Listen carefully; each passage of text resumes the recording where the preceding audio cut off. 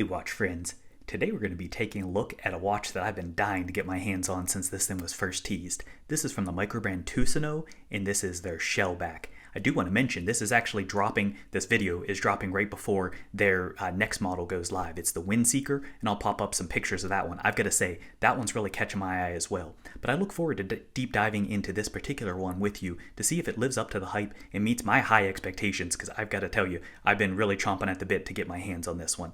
I do want to mention, this was sent into the channel for review by Tusenö, so I want to be upfront about that one. But before we dive into the watch itself, let's go ahead and check out the packaging. These ship in a nicely finished cardboard box. As you can see, it has a good texture to it, and while basic, it is, I think, pretty attractive. And it does have the logo in there in silver. Opening that up, you have booklet here. We've got the 2-year warranty information there. Got a nice sticker. Nice branded microfiber cloth, which you can never have too many of those. And then this is the thing that I think is really cool. This actually has a cork single watch pouch. We've looked at some other watch pouches along these lines, and I think these are great for travel. I love the functional aspect. I love the eco-friendly version of using cork, but additionally with the cork here, it has nice, functional where you can actually take this and travel as opposed to just taking up room in your storage. And then additionally, this one came with a Tropic rubber strap. I've got to say, with this, nice pliability overall, though it's a pretty basic Tropic strap. It does have quick release spring bars, which is nice, which is in keeping with the bracelet as well, so you can swap between those pretty easily. So nice touch there. Now that we have an idea how this one ships, let's go ahead and first knock out the specs, and then as always, we're going to take a deep dive look into the watch itself, check out all the good stuff as far as varying light conditions and those kind of good things. As far as the specs, they list this one at as a 40 millimeter watch. However, I actually measured the case itself at 38.9 millimeters, and that's from roughly the 3 to 9. Part of that, though, is owing to, you can see this bezel does protrude, so that's coming in right at 39.8. So they're going from the overall profile as opposed to the case. So it's a little bit smaller, and that, of course, shrinks down the dial as you'd expect there. This does come with a strap change friendly 20 millimeters for the lugs. The lug to lug is a nice wrist versatile 47 millimeters, so not on the shortest side, but really not too long there either. The total thickness on my calipers is coming in at 13 millimeters, and that is including this crystal. Which, speaking of the crystal, this, as you can see, and we'll pick up a lot of glare from the dial and otherwise, but this crystal is a double dome sapphire crystal. While it does have an inner AR, as is always the case with dome crystals, you're going to get some glare from that, and then on top of that, with having this gorgeous black enamel dial that we'll look at further, that of course picks up a lot of reflectivity as well. So we'll manage that through the video, but I want you to get an idea as far as the real world presence of that. As far as the movement, this is my first experience with this particular one. This is a Ronda R150, which is an automatic Ronda movement. It's similar in specs to a Sellita SW200. So you're going to have its automatic movement, higher beats, 28,800 beats per hour, has all the good stuff, hacking, hand winding, and it has around the same power reserve at 40 hours of power reserve as well. Thus far, I've had good experiences on wrist over a few weeks with this in terms of regulation and otherwise, so no complaints there. The water resistance, being a dive style watch, as you'd probably expect, this is coming with a decent water resistance at 200 meters or 20 atmospheres. Size to my 6.5 inch wrist, on this bracelet, it's coming in at 145.4 grams. Additionally, on that strap that we looked at, the Tropic strap, that takes it down to 99.7. It's really not a bad weight at all. I found this to be comfortable on wrist for reasons that we'll talk about as we go throughout the video, but the weight I think is well balanced and right in the middleweight territory. So now that we have the basic specs out of the way, let's go ahead and dive into the actual model and get a better feel for what it's like to live with this one. First, for the dials. This actually comes in 2 different variants, and they're very different variants.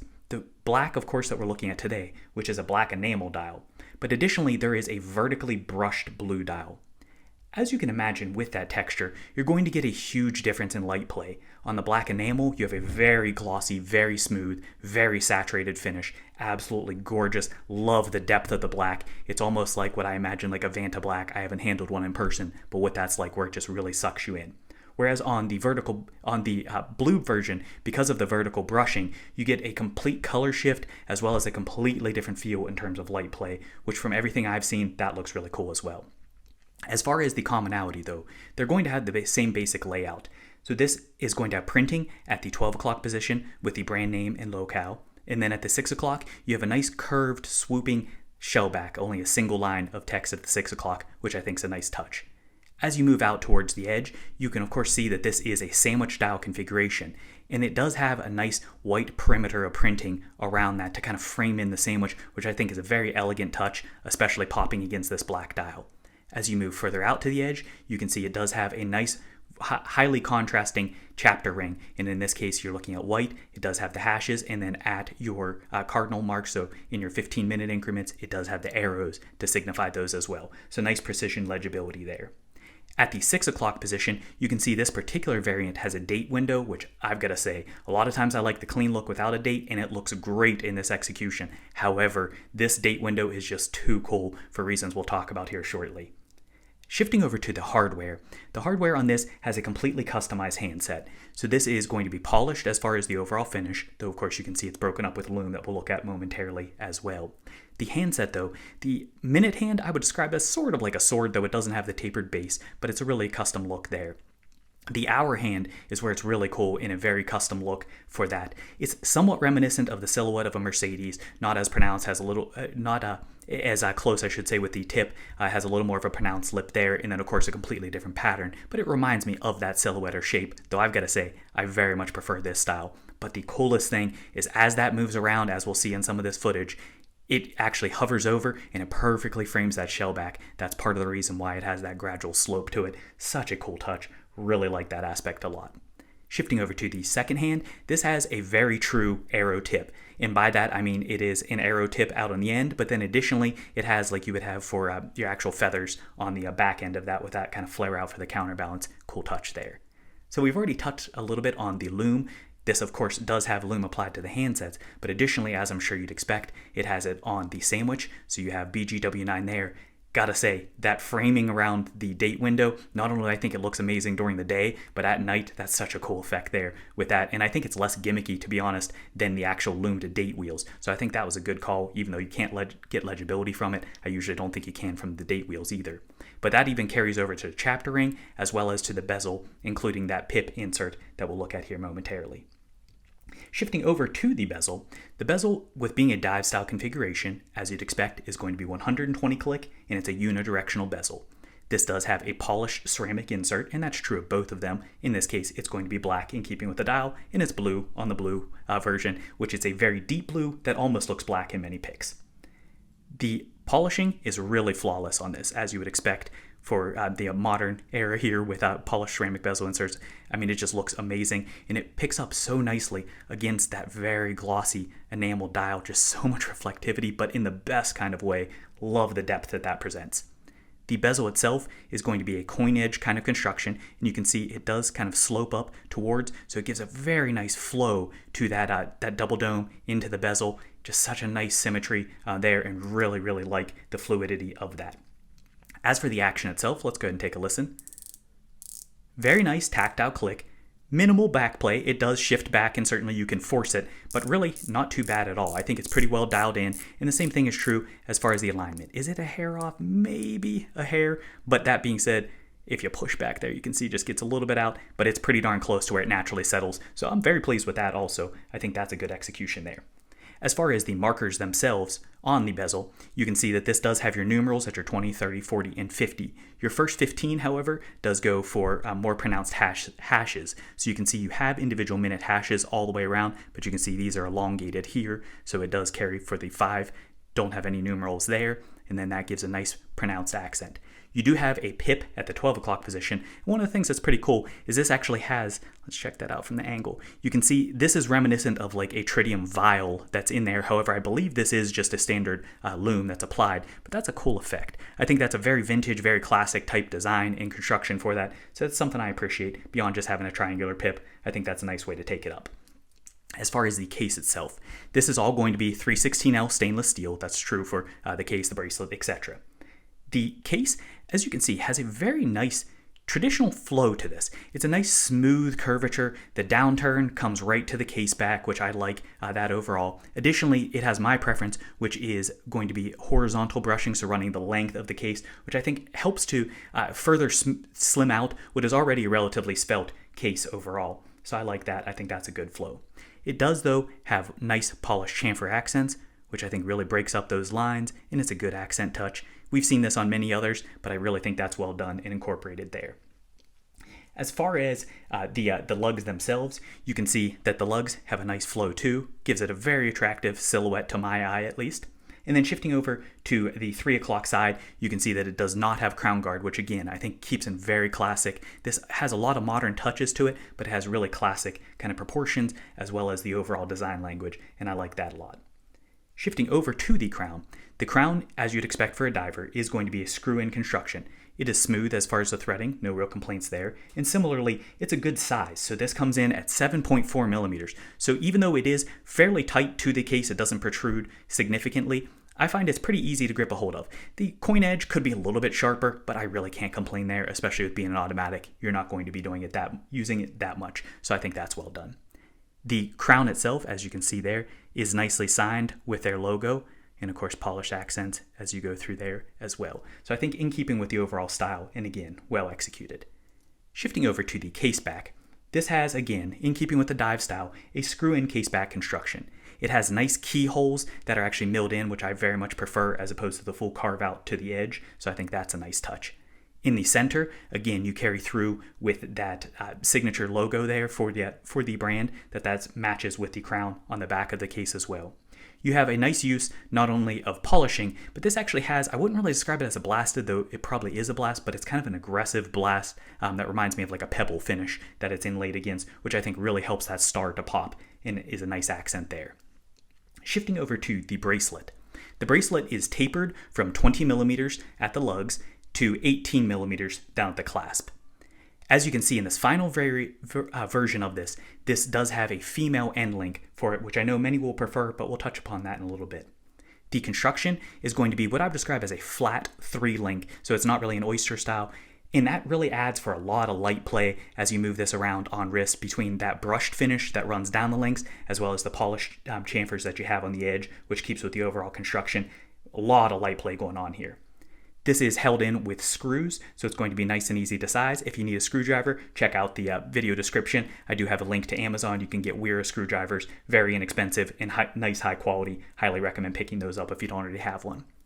As for the articulation is great on this. You have, whether these are fully articulated or not, I believe that they technically are fully articulated. It moves all the way around nicely. It floats almost completely flat with the case back. The articulation in the individual links is great, so the drape is great overall. Can't complain about comfort there in any way, shape, or form. As far as the clasp on this, as you can see, is signed. It is a traditional double pusher construction, and as you'd expect, it does have a milled bridge inside. But with that, it actually has, as you see these other levers, this has a dive style ratchet as well. So you can ratchet that in and out on the fly. So that makes nice on the fly adjustability. You can actually do this on wrist without taking it off at all. And that's great functionally. I know many people really like that. Additionally, on the side, it does have 3 micro adjust holes, so you can really fine tune that to your individual needs without having to rely just on the ratcheting mechanism. So I think that's a good touch. Alright, so now that we have a better feel for the watch itself, let's go ahead and bring in just a handful of comps here so we can get an idea as far as sizing. This is another one that we looked at recently. This is the Henry Archer Nordso, and you can get an idea here as far as sizing. I think they stack up pretty well as far as sizing. Additionally, the overall aesthetic as well.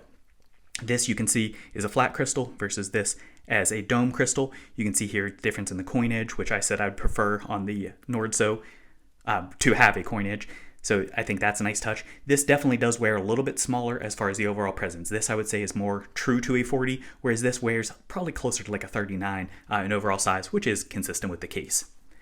Here it is next to a Zelos Mako, and let's get that dust off of there.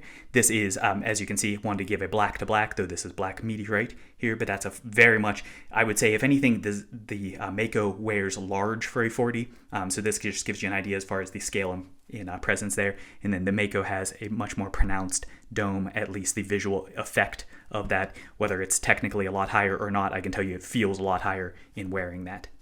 And then here it is next to another small guy as far as the overall feel. This is the Revelot Hex Mariner, and this is their 39mm variant. And just gives you an idea here as far as aesthetically, again, how these kind of stack up. This obviously has, I think, chunkier, more angular. This is more smooth, flowing lines. But that gives you an idea as far as kind of sizing and characteristics and the different vibe you can get there. All right, so now that we have all that out of the way, let's go ahead and wrap things up with my personal view of the positives, some critiques, and I definitely do have some, as well as the overall summary. First, for the positives, as I've already kind of waxed on about, this dial I think is amazing. I'm very, very happy with the decision to check out the black enamel. I went back and forth because I think the other one is gorgeous as well with the blue, but I love this enamel dial. It is just such a cool, glossy, gorgeous, saturated finish and texture for that. Really sucks you in, and I think it's the perfect complement. It's kind of that black watch that I've always dreamed of, because I usually find black watches fairly boring, but with this high contrast, with the sandwich dial execution, with that frame date window, across the board, just so much to like. And then of course that polished bezel accent as well. I think really, really good looking there. The attention to detail, we've already touched upon a lot of this throughout, but that hour with the way they did that framing for that, I think that is one of the best hour executions I've personally ever seen. I love that overall aesthetic and look. The hour hand with coming through, and I believe I said hour, the date window rather, with the hour hand going over the shellback and kind of looking at that, just such awesome attention to detail there. And little things too, like that pip vial insert or faux vial insert. I think that's really cool as well. So I just really like a lot about this. Additionally, I think it wears quite well. It's very comfortable on the wrist. Sizing, I think, is very nice, especially on my 6.5-inch wrist. I've been very pleased with that. The finishing for this, it's coming in at $649, which I think is a very solid price for what you're getting. To be honest, I'm not certain as far as the longevity with the Ronda movement. That's my really only question mark, is long term for it. But in short term, I've had no issues with it and no real complaints there. But total package for what you get, I think you get a lot for your money, especially in the overall fit and finishing, which I think has been fantastic, especially for being a brand that's relatively in its infancy. So that's awesome, and has me looking very much forward to that Windseeker and checking out the comparable quality. Shifting over though to some of the critiques, I do have a handful, and I will say, these are going to be somewhat subjective, as they often are. With this, at the 5-minute increments, I do wish that they had added just a bold line there. I think that would have made legibility just a little better in using that chapter ring. So just thicken that up at each of the 5-minute intervals, kind of like how they did with the triangles there. I think just adding those hashes in between. Personally, I think aesthetically it would have looked nice, but additionally, I think it would have helped for legibility. So that's a small change that I would have liked to have seen incorporated. This is going to be one where I'm probably going to get some flaming for, but I've got to say, while I normally am saying I wish watches had female end links, with this, I saw the early version where they had male end links. I've got to say, I'm not a huge fan of the way that this drops, and it's true of many female end links, but how that's a harsh drop if you have a smaller wrist where that kind of drapes down. If you have a larger wrist, it flows nicely, and it's fine. It's kind of like a male end link. But if you have a smaller wrist where that kind of drops too quickly, you can see it kind of gives that chunky gap in there, and I think it just breaks up the overall flow and line. So I've got to say, even though I do generally prefer female end links, I don't think there's a huge benefit to this. If they had a nice short male end link like they originally did, I think it would have kept the overall flow, and aesthetically, I would have preferred it, even if functionally some would disagree. And finally, the clasp. The clasp on this, functionally, it's great. I love the on-the-fly aspect, but there's no denying. I mean, it's relatively sharp as far as kind of the angular cuts. You can feel the edge a little bit, though I haven't had any issues with comfort. But it really mainly, this is such an elegant watch that has a relatively chunky basic dive clasp on it, and I don't love that. It's one of those things that I don't really hate, and functionally, I've enjoyed it a lot. It's just when I roll it over, it doesn't feel like it's quite in keeping or quite to the level of quality as the rest of the watch itself is, which is one of the things that's nice on the Windseeker. It does switch over, so similar bracelet, but it switches over to a butterfly, which I think keeps with the elegant sports style of that one. So I think this is in fitting with it, but I would have loved if they had a little more of a refined clasp, though I understand, especially being an early brand, that's hard for them to kind of buck up for with the minimum order quantities and things they would need there. But it's really not a bad clasp. It's just not to the level of quality that this sets such a high bar for. So finally, where does that leave us? In case you haven't picked up on it, while I did have some critiques there, they're fairly minor, they're fairly subjective. You might not even agree with all the critiques that I had. So at the end of the day, for me, I've got to say, I am impressed, especially for a brand that's this early. I think that this is fantastic, and it's definitely one that I would recommend if you like the style. Absolutely, give it a consideration. If you have a large wrist, it might be a little small if you like larger watches, but I haven't found it to be bad sizing at all. But the biggest thing is the aesthetic, the attention to detail, the refinement, the bang for your buck. Across the board, I think you get a lot for your money. So I hope this has been helpful for you. If you did enjoy this, as always, give that like button a tap. It helps me out. Additionally, please do hit that subscribe button if you haven't already. And finally, drop me a comment. Let me know what you think. What do you think about the critiques there? Do you agree, disagree? What do you prefer? The black enamel, the brush blue variant, and with or without a date? Hey, thanks for watching.